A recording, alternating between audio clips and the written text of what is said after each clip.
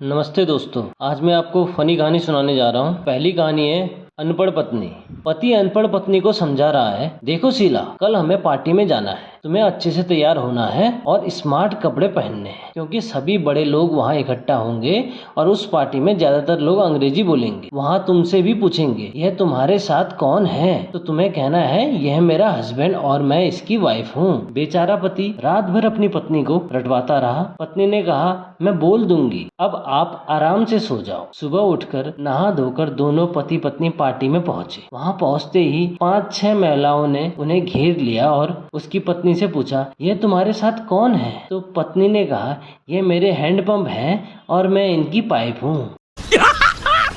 मस्त जोक मारा रे, ये हंस रे हलकट हंस। कहानी 2, शेर और 3 दोस्त। एक बार 3 दोस्त होते हैं।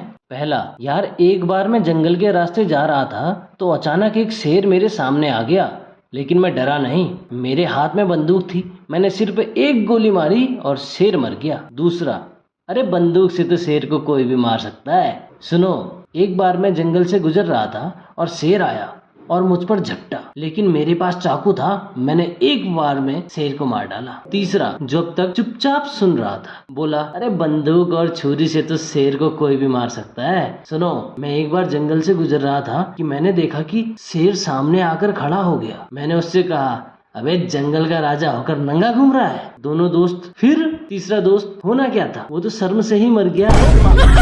तीसरी कहानी, मोटी लड़की का मोटा पति। एक बार एक भारी भरकम मोटी लड़की भगवान शिव शंकर के मंदिर में आती है। वह अपने दोनों हाथ फैलाते हुए कहती है, हे भगवान, मुझे पति दो। इतना कहते ही पंडित जी तुरंत बोले, इतना बड़ा पति अब कहाँ से आएगा? क्या मंदिर की छत टूट जाएगी? हाथ कम फैलाकर मांगो। मोटी लड़की कहती है, मैंने अपनी आवश्यकता के अनुसार ही मांगा है। मेरे पिता कहते हैं कि भगवान जब भी देता है छप्पड़ फाड़ कर देता है। हाँ, मैं समझ गया, तुम्हारे माता पिता 25 साल पहले आए थे और इस तरह हाथ फैलाकर मांगा और तुम्हें दे दिया, तो कोई और रास्ता नहीं है पंडित जी। मोटी लड़की ने मासूमियत से पूछा। पंडित जी ने कहा, रास्ता तो है बेटी, कुंड में जाओ और प्रेम पूर्वक डुबकी लगाओ और फिर जोर जोर से चिल्लाओ, भगवान सबकी सुनता है। इससे पति ही नहीं परिवार मिलेगा, और डुबकी से ऐसे लगाई तो नई दुनिया मिलेगी। अब वह लड़की झूमते झूमते सीढ़ियों से नीचे उतरने लगती है।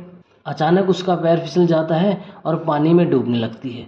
वह डूबते हुए चिल्लाती है, बचाओ बचाओ, लेकिन बार बार पानी मुंह में आने के कारण आवाज निकलती है, बच्चा आओ, बच्चा आओ। वहाँ मंदिर में एक बच्चा जो अपनी माँ को ढूंढ रहा था, सुनते ही वो तुरंत पानी में कूद गया। अब मोटी के मुंह से निकलने लगा, आओ आओ। इसी दौरान मंदिर आए एक मोटे युवक ने युवती की आवाज सुनी तो देखा वहाँ मेरी जैसी ही एक स्वस्थ लड़की। अंत में पंडित जी, देखो बेटी, मैंने तुमसे कहा था ना, केवल तुम्हें पति मिलेगा बल्कि तुम्हें एक परिवार भी मिलेगा।